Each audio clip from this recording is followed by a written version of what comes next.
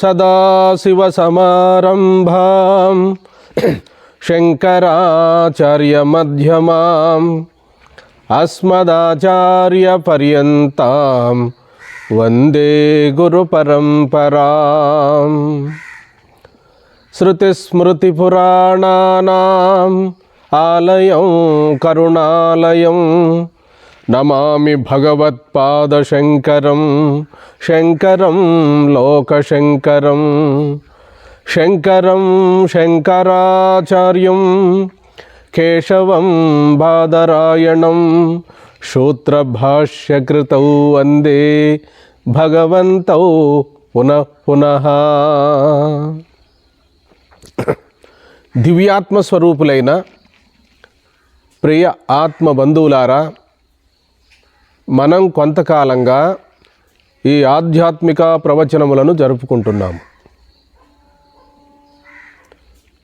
అయితే ఈరోజు మన యూట్యూబ్ ఛానల్ చూస్తున్నటువంటి సాధకులంతా కూడా కొందరు కామెంట్స్ రూపంలో అడుగుతున్నారు, స్వామి బ్రహ్మచర్యము యొక్క విధానం ఏమిటి, ఆ బ్రహ్మచర్యం పైన మాకు సాధకులుగా ఉండే మాకు కొన్ని సందేహాలున్నాయి, ఒక వీడియో చేయరా,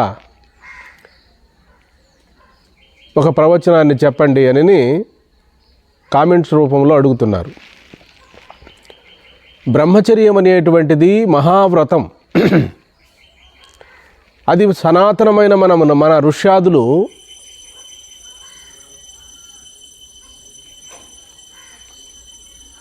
సనాతన కాలం నుండి మన ఋష్యాదులు ఎందరో ఈ బ్రహ్మచర్య వ్రతం పైన చక్కటి నిర్వచనాన్ని ఇచ్చారు. బ్రహ్మచర్యం అనేది ఒక మహావ్రతం వంటిది, మహా తేజస్సు కలిగినటువంటిది, మహాపరాక్రమము కలిగినటువంటిది, మేధావృద్ధి ఎంతో సమృద్ధిగా అవుతుంది అని చెప్తున్నారు. హఠయోగ ప్రదీపికలో కూడా పార్వతీదేవికి పరమేశ్వరుడు ప్రబోధించారు, బిందు స్ఖలనమయే మరణము, బిందు ధారణయే జీవనము అని చెప్పడం జరిగినది. అయితే ఈ బ్రహ్మచర్యం అనేటువంటిది గృహస్థ రాజయోగ ధర్మాన్ని ఆచరించేటువంటి పుణ్యపురుషులు పుణ్యాత్ములు నాటి నుండి నేటి వరకు ఆచరిస్తూనే ఉన్నారు. ఈ బ్రహ్మచర్యం అనేటువంటి ధర్మాన్ని పాటిస్తూనే ఉన్నారు.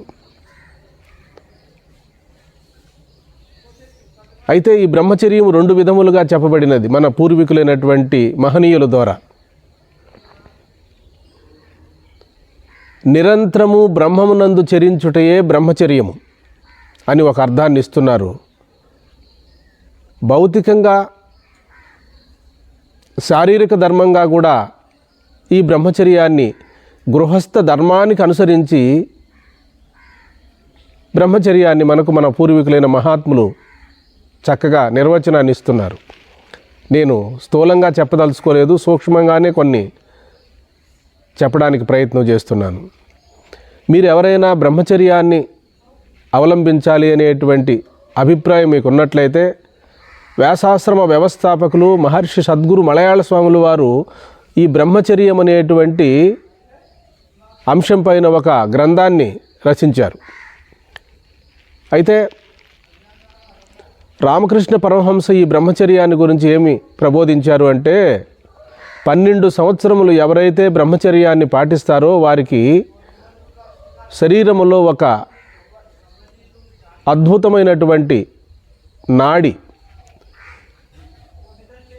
పుట్టుతుంది. ఆ నాడి యొక్క ప్రభావం అదే బ్రహ్మనాడి. ఆ బ్రహ్మనాడి అని కూడా చెప్తున్నారు. వారికి అద్వితీయ పరాక్రమము, మహా తేజస్సు కలుగుతుంది. వారికి ప్రత్యేకించి ఒక నాడి పుడుతుంది. ఆ నాడి పుట్టినటువంటి వారికి అమోఘమైనటువంటి ఫలితాన్ని ఇస్తుంది అని చెప్పి మనకు రామకృష్ణ పరమహంస ఈ బ్రహ్మచర్య వ్రతాన్ని గురించి చెప్పడం జరిగినది. అందుకనే మనకు మన ఆశ్రమాల్లో కూడా బ్రహ్మచర్యము, గృహస్థవము, వానప్రస్థవము, సన్యాసాశ్రమం అని ఆశ్రమాలు 4 విధములుగా చెప్పబడినది. గురుదేవులు రామకృష్ణ పరమహంస సంపూర్ణముగా ఆయన నిలువెత్తు నిదర్శనమే. ఒక బ్రహ్మచర్యమేమిటి, ఒక ధ్యానమేమిటి, యోగమేమిటి, జపమేమిటి, సమస్త సాధనలను ఆచరించి ఆ జగజ్జననిని అమ్మవారిని ప్రత్యక్షం చేసుకొని సమాజానికి ఒక చక్కటి సందేశాన్ని ఇచ్చాడు. అలాగే జగద్గురు శ్రీమద్ విరాట్ పోతులూరి వీరబ్రహ్మేంద్ర స్వాములు వారు కూడా బాల్యంలోనే బ్రహ్మచర్య వ్రతాన్ని ఆచరించి సంపూర్ణమైనటువంటి బ్రహ్మజ్ఞానాన్ని అనుభవంలోకి తెచ్చుకొని తర్వాతనే గృహస్థాశ్రమ ధర్మాన్ని పాటించాడు. పూర్వం సనాతన కాలం నుండి మన ఋష్యాదులంతా కూడా బ్రహ్మచర్యము, గృహస్థవము, వానప్రస్థవము, సన్యాసాశ్రమాలను ఆచరించి మొట్టమొదటి ఈ బ్రహ్మచర్య వ్రతంలోనే వేదాధ్యయనాన్ని, చక్కటి మంత్రానుష్ఠానాన్ని, ధ్యానాన్ని, యోగాన్ని అవలంబించి బ్రహ్మచర్యంలోనే ఆత్మసాక్షాత్కార జ్ఞానాన్ని పొంది ముందే బ్రహ్మజ్ఞానాన్ని స్వానుభవములో గడించి తర్వాత గృహస్థాశ్రమ ధర్మములో జీవితాన్ని ముందుకు తీసుకువెళ్ళి సమాజానికి ఒక చక్కటి ఆదర్శవంతులయ్యారు. అలాగే మనకు చారిత్రక పరంగా విచారించినట్లయితే యాజ్ఞవల్క్య మహర్షి కూడా బ్రహ్మచర్య వ్రతమునందే బ్రహ్మసాక్షాత్కార జ్ఞానాన్ని పొంది ఆ బ్రహ్మానుభవాన్ని, స్వానుభవాన్ని గడించి తర్వాత 2 వివాహాలను చేసుకొని చివరకు ఆ గృహస్థాశ్రమ ధర్మములో మనకు ఆదర్శవంతంగా జీవించి జనక చక్రవర్తికి బ్రహ్మోపదేశాన్ని ఏర్పాటు చేసి తన భార్య అయినటువంటి మైత్రేయికి కూడా ఆత్మజ్ఞానాన్ని ప్రబోధించి చివరగా సన్యాసాశ్రమాన్ని కూడా స్వీకరించినట్టుగా మనకు బృహదారణ్యకోపనిషత్తులో చెప్పడం జరిగినది. ప్రియాత్మ బంధువులారా, బ్రహ్మచర్యం అన్నది వారుగా ఆచరించవలసిన అమూల్యమైనటువంటి ఒక పుణ్యవ్రతమే కానీ అది వేరు కాదు. అది వేరు ఎవరో చెప్పవలసినటువంటి విధానం కాదు. అది వారికి కలిగేటువంటి సతీపతులకు కలిగేటువంటి చక్కటి వాళ్ళకు చక్కటి సమన్వయ భావనే కానీ వేరు చెప్పవలసిన అవసరం లేదు. మన పూర్వీకులు మహాత్ములంతా కూడా బ్రహ్మచర్యాన్ని ఆచరించారు, గృహస్థ ధర్మాలను ఆచరించారు, వానప్రస్థ ధర్మాన్ని ఆచరించారు, సన్యాస ధర్మాలను కూడా ఆచరించారు. ఏమి చేసినప్పటికీ కూడా ఆత్మను పరమాత్మగా గుర్తించడమే ఇందులో ఉన్న పరమార్థం. అయితే ఈ బ్రహ్మచర్య వ్రతాన్ని ఎందుకు పెట్టారు అంటే బ్రహ్మచర్య వ్రతాన్ని అవలంబించేటువంటి వారికి మొట్టమొదట కలిగేటువంటిది ఒక అద్భుతమైనటువంటి మేధా సంపత్తి కలుగుతుంది. సూక్ష్మాతి సూక్ష్మమైనటువంటి జ్ఞానం వారికి దేదీప్యోమానముగా ఆ బుద్ధి వికసిస్తుంది.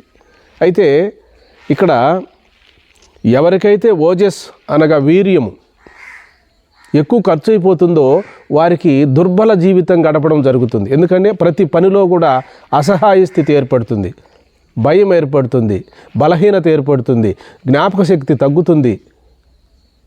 అదే బాల్యములో మనకు ఎంత పరాక్రమము, ఎంత పట్టుదల, ఎంత ధైర్య సాహసాలు ఉంటాయి. అదే ఒక వయసు వచ్చేటప్పటికి ఈ వీర్యం నష్టమైపోవడం వల్ల మనలో సారవంతమైనటువంటిది ఓజస్.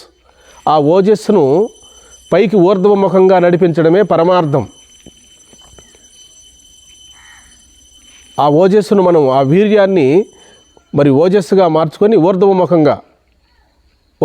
అంటే మూలాధారం నుండి స్వాదిష్టాన మణిపూర్వక అనాహత ఆగ్నేయ సహస్రారములనేటువంటి ఆ చక్రముల మీదికి ఆ సుషుమ్నాలో పైకి ఓజస్ అనేటువంటిదే పైకి పరిభ్రమణించినప్పుడు అదే అత్యంత మేధా సంపత్తిగా కలిగి మేధాశక్తిని సంతరించుకొని ఆత్మానాత్మ విచారణ చేసేటువంటి సునిశ్చిత జ్ఞానం ఏర్పడుతుంది అని చెప్పి మన మహనీయులు ఈనాడు కాదు ఏనాడో గుర్తించారు.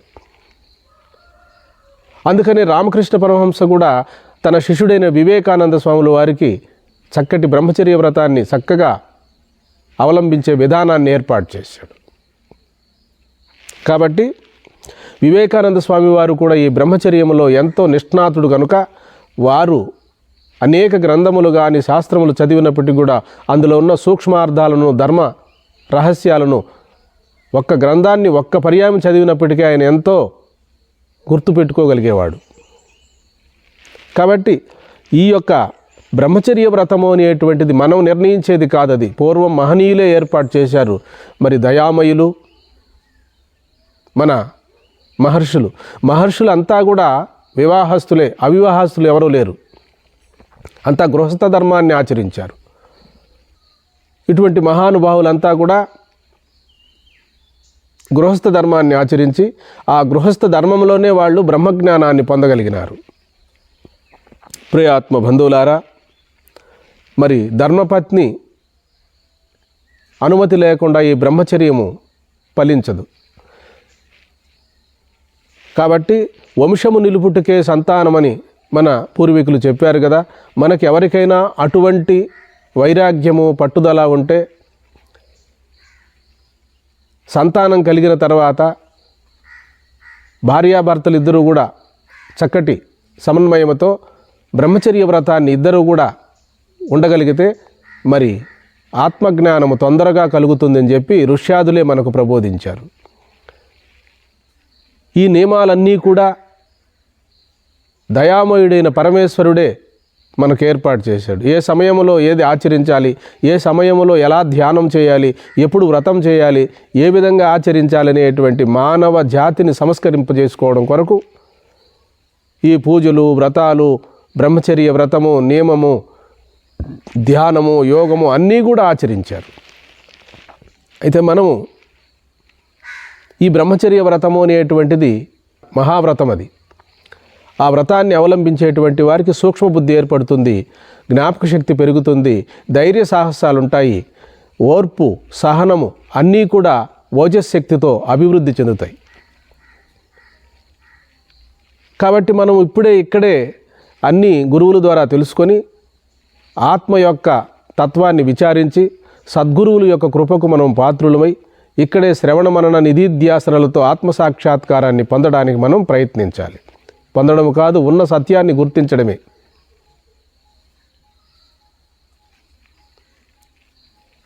కాబట్టి అవకాశం ఉన్నటువంటి వారు ఈ బ్రహ్మచర్య వ్రతాన్ని అవలంబించడంలో తప్పేమి లేదు. ఏ నాటికైనా ఏ రోజుటికైనా ఈ శరీరాన్ని వదిలివేయవలసినదే. కాబట్టి భగవంతుని యందు మనస్సు ఏకాగ్రత చెందాలి, దృఢమైన పట్టుదల మనకు కలగాలి అంటే బ్రహ్మచర్య వ్రతాన్ని అవలంబించడంలో ఎంతో పరమార్థం ఉన్నది. కాబట్టి మనము ఎన్నో సూక్ష్మార్థాలను మన మహనీయులు మనకు ప్రబోధ చేశారు. మరి పుణ్య దంపతులకే కదా మహాపురుషులు, కారణజన్ములు, సద్గురువులు మనకు జన్మిస్తున్నారు. కాబట్టి ఈ గృహస్థ ధర్మం ఏమి తప్పు కాదు. అలాగే సన్యాసం శ్రేష్టమనేది మనం అనుకోనక్కర్లేదు. ఎందుకంటే సన్యాసం అనేటువంటిది అనేక జన్మలలో చేసుకున్న పుణ్య సంస్కారాల వలనే సన్యాస యోగం అబ్బుతుంది. అది కూడా ఒక యోగమే. ధనయోగము,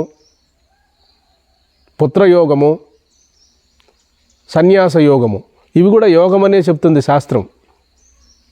కాబట్టి మనం ఏమి చేసినప్పటికీ కూడా ఆత్మస్వరూప విజ్ఞానాన్ని, పరమాత్మ తత్వాన్ని ఈ జన్మలోనే తన స్వరూపముగా గుర్తించి జనన మరణ రహితమైనటువంటి ఆ పరబ్రహ్మ స్వరూపాన్ని మనం ఈ జన్మలోనే సంప్రాప్తింపజేసుకోవాలి. యోగము చేసినా, జపం చేసినా, ధ్యానం చేసినా మనలో ఉన్న దివ్యమై భవ్యమై ప్రకాశిస్తున్న మన స్వరూపాన్ని మనం గుర్తించాలి. ఇవన్నీ ఒకే తడవ, ఒకే తూరి ఆత్మతత్వాన్ని, ఆత్మజ్ఞానాన్ని ఎవ్వరూ పొందలేరు. అంతఃకరణములో అనేక కోట్లాను కోట్ల జన్మల్లో చేసినటువంటి చెడు సంస్కారాలు, పాప సంస్కారాలు ఇవన్నీ నిర్మూలింపజేసుకోకుండా ఆత్మజ్ఞానాన్ని మనము ఆర్జించలేము. అందుకనే దేవతా పూజలు, వ్రతాలు, ఈశ్వరారాధన, సమారాధన ఇవన్నీ కూడా మన పూర్వీకులైన మహాత్ములు ఆచరించారు, మనకు ఆచరింపజేశారు. ఎందరో మహనీయులు ఆత్మతత్వం గురించి చాలా చక్కగా ప్రబోధ చేయవచ్చు, చక్కగా పాండిత్యాన్ని కూడా ప్రదర్శించవచ్చు. ఏమి చేసినప్పటికీ కూడా ఆత్మానుభవం అనేటువంటి ఆ ఆత్మజ్ఞానం అనేటువంటిది అంత సులభమైన విషయం కాదు. చెప్పడం సులభము, ఆచరించడం మహా కష్టం. మన మహనీయులైనటువంటి మహాత్ములంతా కూడా అహోరాత్రములు కష్టపడి శ్రమ కోర్చి అరణ్యాలలో తపస్సు చేసి మంత్రద్రష్టలై దార్శనికులై ఆ అన్ని జీవరాశుల్లో ఉన్న ఆత్మస్వరూపము తన స్వరూపము రెండూ ఒకటేనని సర్వాత్మభావన పొందగలిగినారు. ఏకాత్మ భావన పొందారు. ఉన్నది పరమాత్మ తప్ప రెండోది లేదు, ఆ పరమాత్మ ఏదో కాదు, నా స్వరూపమే అని చెప్పి ఆత్మానుభవాన్ని, స్వానుభవాన్ని, శాస్త్రవాక్యాన్ని, గురువాక్యాన్ని ఈ మూటిని కూడా సమన్వయపరుచుకొని ఇంతకంటే వేరే లేదని చెప్పి ఆ బ్రహ్మాకార స్థితిలో, ఆ సర్వాత్మ భావనలో, ఆ ఏకాత్మ భావనలో మిగిలిపోయినారు. అటువంటి వారే సద్గురువులు. వెలుగుతున్న జ్యోతి ఇంకొక జ్యోతిని వెలిగించగలదు.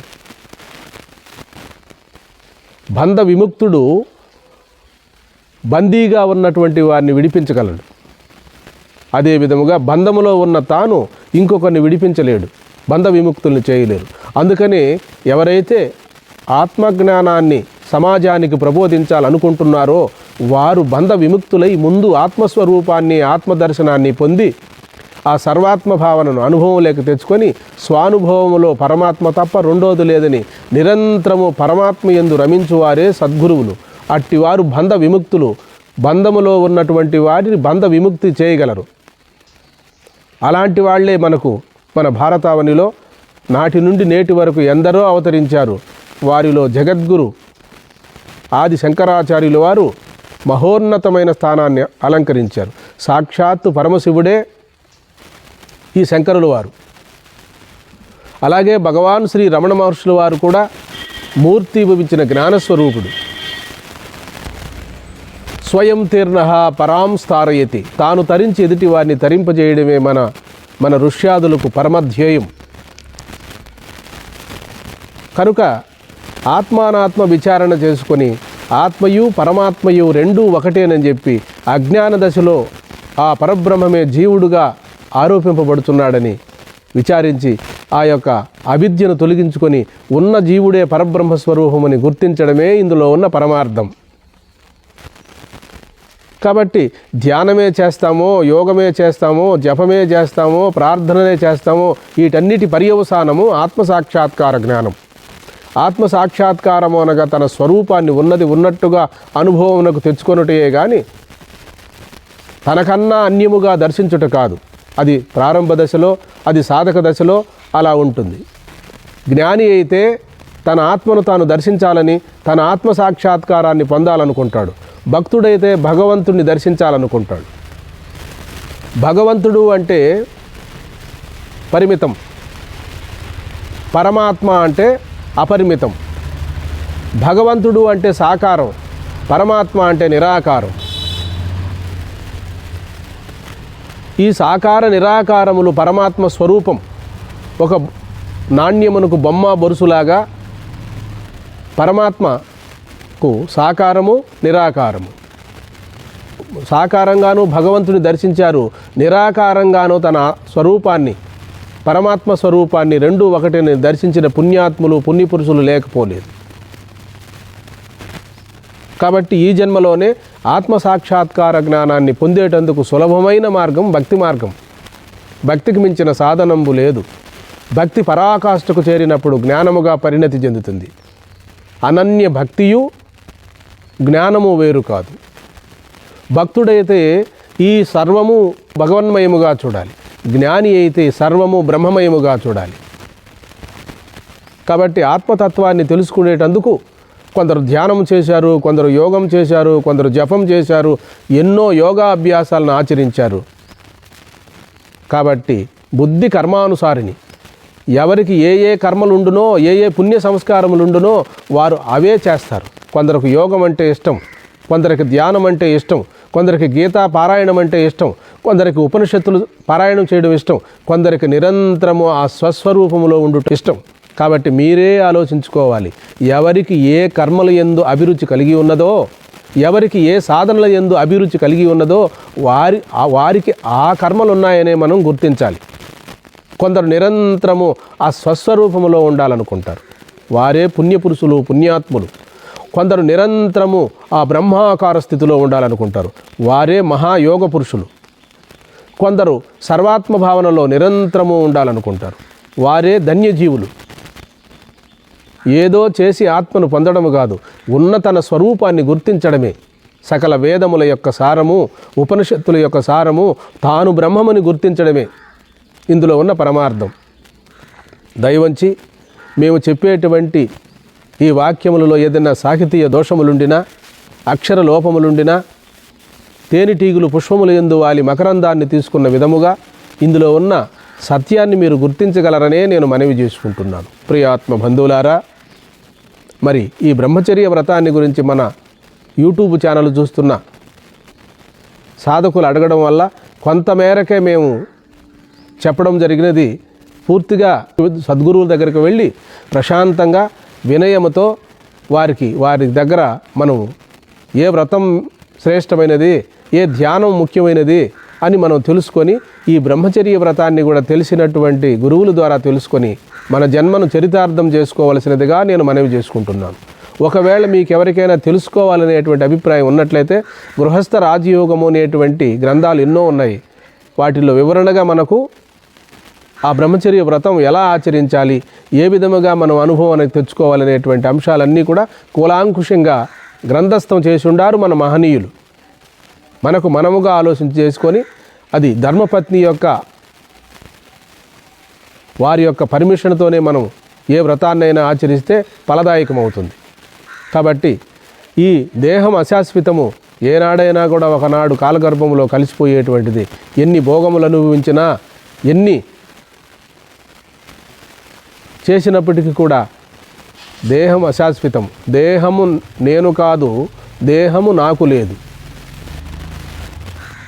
ఇట్లా మనం గుర్తు చేసుకొని మరి ఇక్కడే ఆత్మజ్ఞానాన్ని, ఆత్మస్వరూపాన్ని ఈ జన్మలోనే పొంది జనన మరణ ప్రవాహం అనేటువంటి ఆ సంసార సాగరమును దాటి కైవల్య ప్రాప్తిని పొందవలసినదిగా మనవి చేసుకుంటూ, సదా మన అందరికీ కూడా పరమేశ్వరుని అనుగ్రహం ఎల్లవేళలా ఉండాలని కోరుకుంటూ, సర్వే జనాః సుఖినో భవంతు, లోకా సమస్తా సుఖినో భవంతు. హరి ఓం.